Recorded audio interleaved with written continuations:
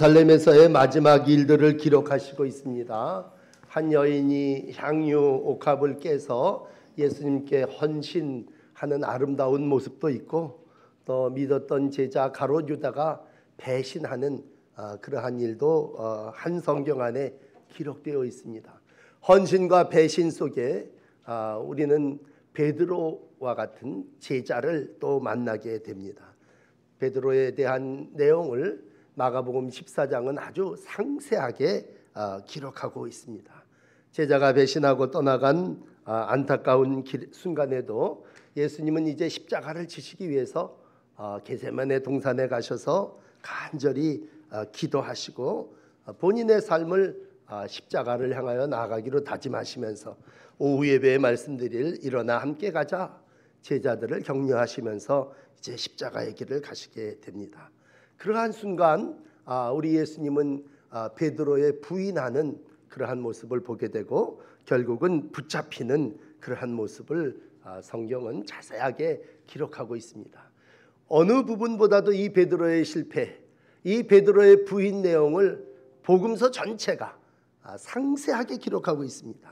우리 같으면요, 대제사장의 안뜰에서 일어난 일이기 때문에 베드로와 여종 그리고 몇 사람 나는 담화입니다. 그렇기 때문에 그냥 베드로만 입 다물고 있으면 누구도 모를 역사 속에 묻혀질 그러한 이야기인데 대사도가 됐습니다. 나중에 초대교회 베드로는 큰 하나님의 일꾼으로서 삶을 이루어가면서도, 그럼에도 불구하고 오늘 이 성경 베드로의 부인 사건은 치부를 드러내는 일이지만 낱낱이 성경은 기록하고 있습니다.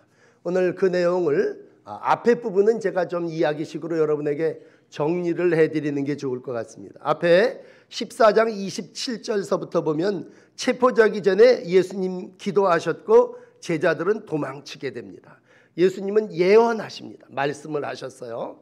너희가 다 나를 버리리라. 여러분 이제 오늘 이 마가복음 14장을 다 읽으셔야 되는데 27절에 예수님이 너희가 다 나를 버리리라 그렇게 얘기합니다. 그랬더니 베드로가 이 말을 듣고 다 버릴지라도 나는 그리하지 않을 것입니다. 아주 장담합니다. 바로 두 절 차이예요. 다 나를 버리리라. 다 버릴지라도 전 안 버리겠습니다. 그렇게 말씀하십니다. 그럴 때 예수님은 스가랴 13장 7절의 말씀을 인용하시면서 내가 목자를 치리니 양들이 온 사방에 흩어질 것이다 라고 하는 말씀으로, 내가라는 말은 하나님이시죠. 목자는 예수님이시죠. 내가 예수가 치리니 양들, 제자들은 온 사방에 흩어질 거다 라고 하는 말씀을 하시게 됩니다. 그리고 결국 그 말씀은 그대로 이루어지게 됩니다. 여러분 이제 우리가 하나님의 법을 사랑합니다. 하나님의 말씀이 이 땅에 이루어질 것을 믿습니다. 결국 이루어지는 것은 하나님의 말씀입니다. 여러분 우리가 하나님의 말씀을 믿는 것은 그 말씀이 우리의 삶 속에 그대로 이루어지기 때문에 믿는 것입니다. 한술 더 떠서 예수님은 그러한 확신을 주기 위해서 내가 부활할 것이고 28절에 갈릴리로 가리라. 어쩌면 그렇게 지명까지도 똑 집어서 말씀을 하십니까? 그리고 우리가 아는 대로 예수님은 부활하셔서 갈릴리에 가서 베드로를 만나셨습니다. 그러므로 뭐예요? 말씀은 이루어지는 것입니다. 오늘도 하나님의 말씀을 살아가는 여러분들이요, 하나님의 말씀은 여러분 삶 속에 결국 이루어지는 말씀입니다. 오늘 베드로에게 이런 말을 했어요. 닭이 2번 울기 전에 네가 3번 나를 부인하리라. 여러분 한 사람 앞에 아주 맞춤형으로 베드로야 너 닭이 2번 울기 전에 3번 나를 부인하리라. 베드로가 한 번 더 허풍을 떨죠. 내가 주와 함께 죽을지언정 주를 부인하는 일은 없을 겁니다. 이게 오늘 31절의 말씀입니다. 다른 제자들은 다 몰라도요, 저만큼은 주님과 함께 죽더라도 주님을 부인하는 일은 없을 것입니다. 그랬더니 옆에 있던 제자들도 우리도 그렇게 할 겁니다. 모든 제자도 그와 같이 말하니라 그렇게 말씀하고 있습니다. 그렇습니다. 그 당시에는 맞는 말이죠. 어떻게 제자가 스승을 버립니까? 베드로와 제자들은 스승을 버릴 수 없습니다. 우리는 주와 함께 죽을 것이고 죽으면 죽었지 주를 부인하지는 않을 겁니다. 그 당시에는 그게 제자들의 신앙이었고 확신이었죠. 그런데 한 장면 뒤집어져서 어떻게 됩니까? 잠시 뒤에 유다가 배반을 하고 예수님은 붙잡혀서 저 대제사장의 뜰에 가서 신문을 받고 있습니다. 그랬더니 오늘 50절 제자들이 다 예수를 버리고 도망하니라. 말씀대로 그대로 이루어지는 겁니다. 여러분, 다 나를 버릴지라, 다 버릴지라도 저는 안 버릴 겁니다. 너 닭이 2번 울기 전에 3번 나를 부인할 거야. 다 주와 함께 죽을지언정 주를 부인하는 일 없을 겁니다. 그러나 제자들이 다 예수를 버리고 도망갔다. 참 부끄러운 얘기 아닙니까? 이제 오늘 이러한 일이 일어나고 예수님은 신문을 받고 있습니다. 오늘 그래도 많은 제자 중에 베드로는요, 가룟 유다는 배신했고 10제자는 내뺐는데 그래도 베드로는 제일 수제자인지 그래도 동행을 했는데 멀찍이 예수를 따라서 겹불을 쬐면서 재판하는 모습을 보게 됩니다. 오늘 그 재판의 내용이 이렇습니다. 대제사장이 묻습니다. 네가 찬송받을 이의 아들 그리스도냐? 예수님 좀처럼 얘기 안 하시다가 오늘 이렇게 얘기합니다. 내가 그니라. 공회 앞에서, 여러분, 공회라고 하는 건 최고의 재판기구입니다. 72명으로 구성되었는데 12지파에서 6명씩 난다 긴다 하는 사람들이 모여가지고 최고의 의결기관입니다. 거기에 대제사장이 의장인데 오늘 대제사장이 묻습니다. 네가 찬송받으실 이의 아들 그리스도냐? 예수님은 한마디입니다. 내가 그니라. 예수님이 이것으로서 모든 재판을 끝냅니다. 예수님은 스스로 그리스도시요 하나님의 아들이심을 만천하에 드러내셨습니다. 여기 오늘 61절 62절의 말씀입니다. 침묵하고 아무 대답도 아니하셨던 예수님께서 대제사장의 물음 앞에 내가 그니라 라고 하는 말씀을 고백하게 됩니다. 여러분, 오늘 이 순간에 고백할 수 있는 믿음이 참 믿음이죠. 오늘 예수님과 함께 있을 때 나 예수님과 함께 죽겠습니다. 예배당 안에 나와서 신앙 고백 우리 다 누구나 하는 거예요. 그러나 안 믿는 사람들 앞에서 주는 그리스도시요 살아계신 하나님의 아들이라고 고백하는 거 쉬운 거 아니죠. 오늘 조금 전에 예수님 앞에서는 예수님 앞에 다 버릴지라도 저는 예수 안 버릴 거예요. 베드로가 분명히 고백합니다. 그러나 오늘 대제사장의 여종 앞에서는 뭐예요? 너 예수와 함께 있었던 그자 아니냐? 나 예수와 함께 있지 않았다고 하는 너도 이 사람 예수와 함께 있었느니라. 그랬을 때 내가 그니라. 예수님처럼 고백했다면 그 신앙이 얼마나 아름다운 신앙이겠습니까? 그런데 이제 문제는 베드로뿐만이 아니라 모든 이들이 참 신앙 고백을 하죠. 누구 앞에서 신앙 고백을 하냐면 하나님 앞에 예수님 앞에 신앙 고백합니다. 그런데 여종 앞에서는요 바른 신앙 고백을 못합니다. 그게 우리 인간의 연약함입니다. 하나님 앞에 신앙 고백하고도 내가 다 주를 부인할지라도 결코 나는 주를 부인하지 않을 겁니다. 고백했음에도 불구하고 오늘 한 여종아이가 물을 때 장담하고 큰 소리쳤던 베드로가 오늘 뭐예요? 입 딱 씻지 않습니까? 여러분, 이건 베드로의 신앙 이력 중에 잊을 수 없는 사건입니다. 뒤에 성경은 통곡했다고 복음서가 모두 기록하고 있습니다. 아마 베드로의 인생 속에 눈물을 흘렸던 사건은 그리 많지 않습니다. 오늘 이 사건은 베드로가 밖에 나가서 통곡한 사건으로 기록됩니다. 장담했던 그 신앙이, 큰 소리로 뻥쳤던 그 신앙이 오늘 통곡으로 마감하게 됩니다. 왜 그렇습니까? 라고 하는 것을 따지는 게 중요한 것이 아니라 모든 사람이 베드로와 같은 신앙의 삶을 살아간다고 하는 것입니다. 너도 나사렛 예수와 함께 있었도다 라고 다구칠 때에 나도 그다, 나도 예수와 함께 십자가에 달리고 싶다, 그리고 나오는 사람이 몇이나 되겠느냐라는 얘기입니다. 여러분, 오늘 우리가 이 베드로의 모습을 보면서 우리 말 중에 3세번이라는 말이 있습니다. 예수님께서 베드로에게 3번 부인하리라 그렇게 얘기했습니다. 여러분, 3세번은 뭡니까? 1번, 2번, 3번은 완전히 부인한다는 얘기입니다. 3번 나를 부인하리라 그랬을 때 1번은 부인할 수 있습니다. 예수와 함께 있었다는 여종의 말에 슬그머니 뭐라고 대답합니까? 나는 네가 무슨 말을 하는지 모르겠다. 아마 표정 관리도 좀 했겠죠. 시치미도 뚝 떼면서 슬그머니 자리를 옮기면 더 이상 저 여종이 안 따라올 줄 알았죠. 근데 이 여종이 왜 그런지 또 쫄래쫄래 따라오면서 다시 한번 이 사람도 그 도당이다, 그렇게 얘기하게 됩니다. 그랬을 때 이 베드로의 시치미는 더 세집니다. 만약 그 말이 맞는다면 내 손에 장을 지지겠다, 이런 얘기겠죠. 우리가 잘 아는 얘기 옛날에 많이 썼지 않습니까? 야, 이거 틀림없다, 이게 아니면 난 성을 갈겠다 그랬을 때 베드로는 오늘 부인을 하게 됩니다. 그리고 거기에다 대고 맹세를 하게 됩니다. 세 번째는 뭡니까? 이 사람, 다른 사람들이 얘기하는 거죠. 이 사람 그 갈릴리 사람 그 패거리 한당이다 그랬을 때 이번에는 완전히 한술 더 떠서 뭐라고 얘기합니까? 저주하고 맹세합니다. 저주했다는 얘기는 예수를 욕했다는 얘기겠죠. 내가 예수를 안다면 천벌을 받을 거야, 이러면서 아마 내뺐을 겁니다. 무슨 얘기입니까? 베드로는 부인을 했는데 3-4번 부인했습니다. 완전히 부인했다는 얘기고 넘어졌다는 얘기입니다. 뭡니까?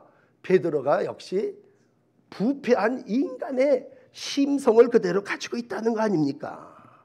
여러분, 예레미야 17장은 이렇게 말합니다. 만물보다 거짓되고 심히 부패한 것이 마음이라. 우리 마음이 이렇다는 거죠. 예수님 앞에서는 그냥 아주 온갖 장담과 호언과 큰 소리를 뻥쳐댔는데 여종 앞에서는 뭡니까? 완전히 무너지는 존재. 도저히 수치스러워서 기록할 수 없을 만큼 창피한 얘기를 오늘 여기 기록해대고 있지 않습니까? 그런데 여러분, 이 베드로가 누구냐? 우리 인간이란 말입니다. 열심히 예수님을 따라잡았던 인생들의 모습이 이와 같은 존재라고 하는 것입니다. 그러기에 예수님은 부활하셔서 첫 번째로 게바에게 나타나셨습니다. 그리고 베드로에게 갈릴리로 가라고 하신 그 말씀 그대로 갈릴리에서 게바인 베드로를 만나셨습니다. 이제 오늘 설교를 여러분에게 드리면서 이 72절에 베드로가 예수께서 자기에게 하신 말씀이라고 하는 이 부분은요, 우리가 똑같은 베드로와 같은 존재이지만 우리가 베드로보다 낫냐 못하냐라고 하는 것을 얘기할 때 베드로가 그러면 어떻게 부활하신 주님을 만나고 주님이 사랑하심을 입어서 초대교회의 제일 큰 사도고 지금도 카톨릭에서는 베드로가 일대 교황 아닙니까? 최고의 지도자가 될 수 있겠냐? 그건 때마침 새벽닭이 울 때에 소스라치게 놀란 베드로는 견디다 못해 뛰어나가 통곡했다고 하는 얘기입니다. 72절을 읽어드리겠습니다. 닭이 곧 두 번째 울더라. 이에 베드로가 예수께서 자기에게 하신 말씀, 곧 닭이 두 번 울기 전에 네가 3번 나를 부인하리라 하심이 기억되고 생각하여 울었더라. 뭡니까?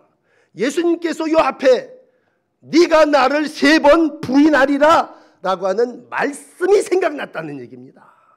여러분, 올바른 신앙생활은 뭡니까? 말씀이 생각나는 것입니다. 닭이 울 때에 말씀이 생각난다는 얘기입니다. 여러분, 우리가 베드로를 치근히 여기면서 이물을 바라보죠. 오늘 본문을 읽으면서 베드로를 동정하죠. 그 동정이 뭡니까? 동시에 내 모습이기 때문에 그렇습니다. 그런데 오늘 여러분에게 베드로를 설교하면서 베드로하고 나하고 차이점은 뭡니까? 여러분, 베드로는 통곡할 수 있고 울 수 있었던 사람인데 우리는 통곡하지도 않고 울지도 않는 사람들이라는 겁니다. 여러분, 말씀이 생각나서 울어본 적 있으십니까? 우리가 신앙생활을 하면서 어떤 잘못을 했느냐라고 했을 때 똑같은 인간이니까 다 똑같이 잘못하고 죄 짓습니다. 그런데 하나님의 말씀을 생각하고 하나님의 말씀이 내 심장에 와서 깨달음으로 꽂혀질 때 그때 통곡하고 눈물을 흘리신 적이 있습니까? 새해를 시작하면서 새 출발하자. 여러분, 새벽닭이 웁니다. 새벽닭이 울 때 닭이 울기 전에 네가 나를 3번 부인하리라고 하신 하나님의 말씀이 생각나냐, 이런 얘기입니다. 새벽닭이 울어도 우리는 무감각합니다. 새벽닭이 울어대도 우리는 닭 울음소리를 무시합니다. 새벽닭의 존재조차를 우리는 인정하지 않습니다. 그런데 우리 주님은 분명히 새벽닭이 울기 전에 네가 나를 3번 부인하리라는 말씀을 하셨기에 베드로는 닭이 울 때에, 새벽이 시작될 때에 오늘 그 말씀이 생각나서 하나님 앞에 통곡했다고 하는 것입니다. 오늘 베드로가 베드로 될 수 있었고 하나님의 귀한 사도로서의 회복의 삶을 살며 부활하신 예수님을 처음 다시 만날 수 있었던 것은 한 절입니다. 울었더라라는 얘기입니다. 사랑하는 성도 여러분, 울었다고 하는 얘기는 다시 말씀이 생각났고 말씀으로 돌아갔다는 얘기고, 오늘도 하나님의 말씀의 사람으로 회복되었다고 하는 것입니다. 여러분, 우리의 신앙생활은 우리가 예수 나와 함께 죽겠습니다 그리고 고백하는 신앙생활이 아니에요. 신앙생활이라고 하는 것이 뭡니까? 라고 했을 때 정말 내가 가장 밑바닥에 내려갔을 때 거기서 하나님의 말씀을 생각하고 인간 이렇게 살면 안 되지, 그리고 눈물을 흘리면서 다시 일어날 수 있다면 그이가 새벽이고 그이가 새해를 사는 사람 아니겠습니까? 작년이나 올해나 똑같이 사는 사람하고 작년과 올해가 다른 사람은 어떤 사람입니까? 새해를 시작하며 다시 내가 말씀을 붙잡고 그동안에 이 말씀에 의지하여 내가 살지 못했지만 이제는 이 말씀을 의지하여 그물을 내리리이다. 그리고 다시 말씀이 생각나고 말씀으로 돌아가는 사람 아니겠습니까? 두 번째, 오늘 베드로를 보면서 여러분에게 드리는 말씀은요, 누가복음 22장 61절 똑같은 내용인데 오늘 본문에는 빠져서 그걸 끼워놓으면 이렇습니다. 주께서 돌이켜 베드로를 보시니 베드로가 밖에 나가서 심히 통곡하니라. 그렇게 누가는요 더 자세하게 기록하고 있습니다. 요 순간 누가는 어떻게 기록을 했냐면 예수님의 시선이 베드로를 바라봤고 베드로가 예수님의 그 시선을 꽂혀서 예수님의 시선을 보는 순간 말씀이 생각나서 밖에 나가서 통곡했다는 얘기입니다. 무슨 얘기입니까? 죽음의 순간 앞에서도 예수님은 사랑하는 제자 베드로를 바라보고 계셨다고 하는 것입니다.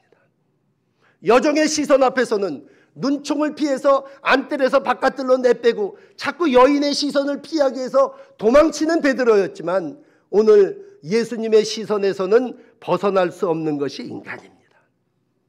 여러분, 한 해를 살아나가시면서 믿음은 두 가지입니다. 첫째는 주님의 말씀을 생각하는 것이고 두 번째는 하나님이 나를 바라보고 계시다고 하는 것을 믿는 것입니다. 주님은 십자가에 못 박히시는 그 순간도 모든 이들을 다 바라보셨습니다. 오늘 신문하시고 재판받는 과정 가운데도 주께서 돌이켜 베드로를 보시니 베드로가 밖에 나가 심히 통곡했느니라. 누가복음 22장 61절은 기록하고 있습니다. 여러분, 세상 어디 가서 삶을 살든지 그 자리가 대제사장의 안뜰이든 바깥뜰이든 주님은 오늘도 베드로를 바라보고 계십니다. 주님은 불꽃 같은 눈으로 저와 여러분을 바라보고 계십니다. 신앙생활은 주님이 나를 보고 계시다고 하는 그 사실입니다. 오늘도 하나님은 나를 보고 계시고 하나님은 나에게 말씀하신 모든 것이 이루어질 줄 알고 갈릴리에서 만나자고 그러시고 오늘 그 베드로를 다시 만나셔서 요한복음 21장 마감은 어떻게 하십니까? 3번 부인했던 베드로에게 3번 사랑을 확인하지 않습니까? 네가 나를 사랑하느냐? 내 양을 치라. 내 양을 먹이라.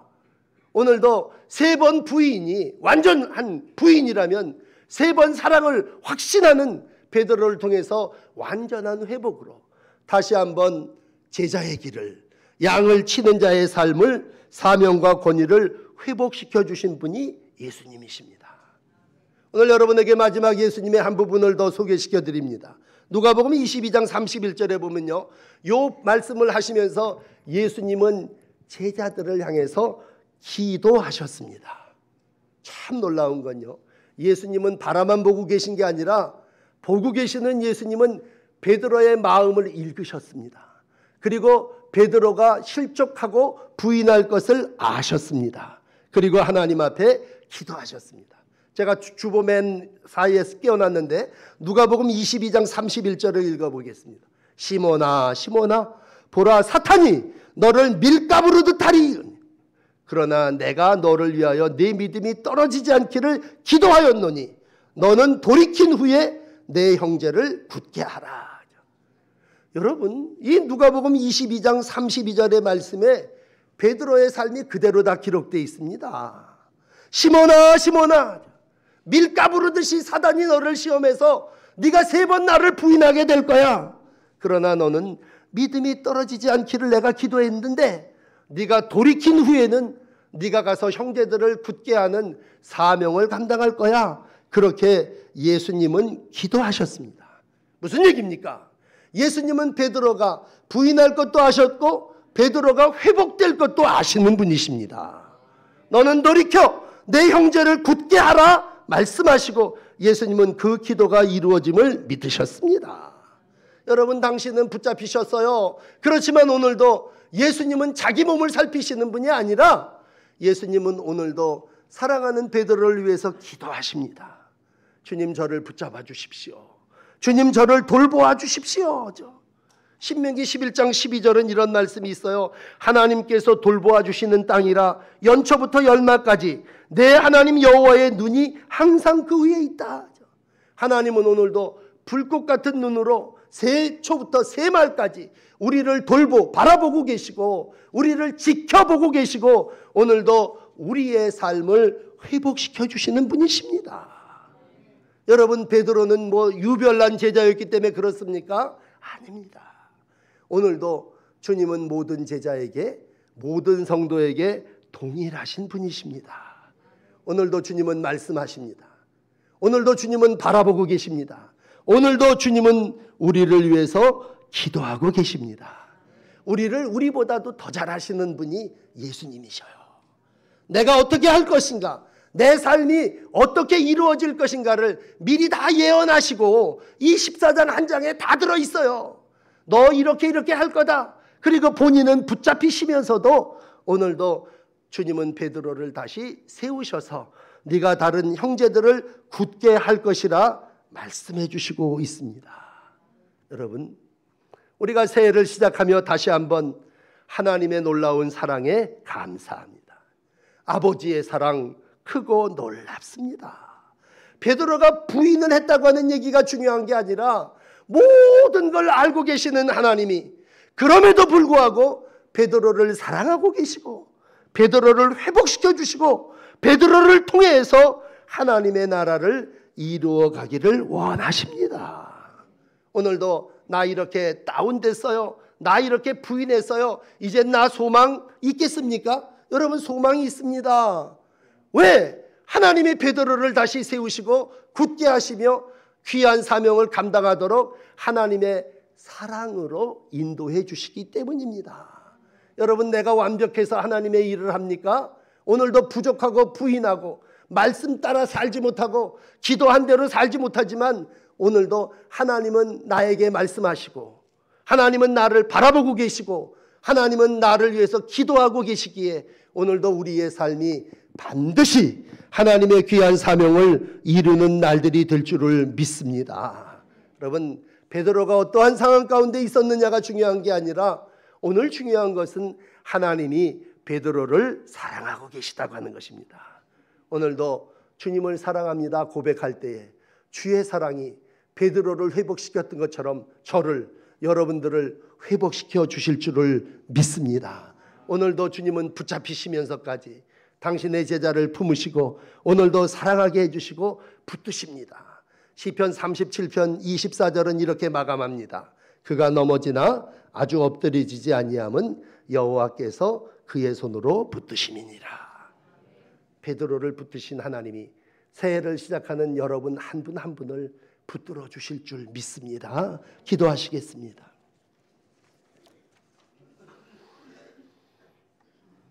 옥합을 깨서 헌신하는 여인도 있었지만 은 30냥에 선생을 팔아먹었던 가룟 유다도 있었고 오늘 베드로와 같이 부인하며 저주하며 맹세하며 예수님을 모른다고 하는 그러한 일도 있는 가운데 주님은 여전히 제자들을 사랑하시고 우리를 사랑해 주신다고 말씀해 주시니 감사합니다.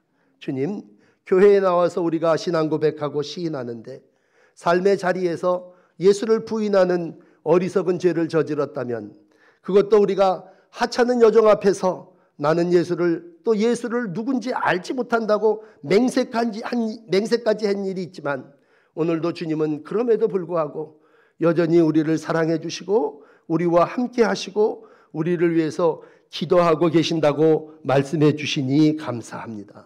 주님, 말씀이 그대로 이루어짐을 믿습니다. 말씀 떠나 살지 않게 하시고 올 한 해 말씀을 사랑하는 교회 되게 하시고 말씀에 예언한 그 모든 것들이 그대로 이루어질 것을 믿고 살아나가는 성도 되게 하여 주시옵소서. 오늘도 어떤 곳에서 무엇을 하든지 주님이 나를 바라보고 계심을 믿습니다. 불꽃 같은 눈으로 우리를 보시고 우리를 사랑하시는 주님의 눈, 우리가 외면하지 않게 하여 주시고 통곡하게 하시고 회개함으로 다시 주의 눈으로 주의 시선에 돌아오는 저희들 되게 하여 주옵소서. 우리를 위하여 기도하시는 하나님을 믿습니다. 오늘도 우리가 회복될 것을 기도하고 계시는데, 하나님, 침체된 성도들, 다운된 성도들 다 회복시켜 주시고 시험당한 모든 성도들 다 일어나게 하여 주시고 예수님의 회복을, 예수님의 은혜를 누리며 살아나가는 복된 날들이 되게 하여 주시옵소서. 예수 그리스도의 이름으로 간절히 기도드립니다. 아멘. 우리 찬송가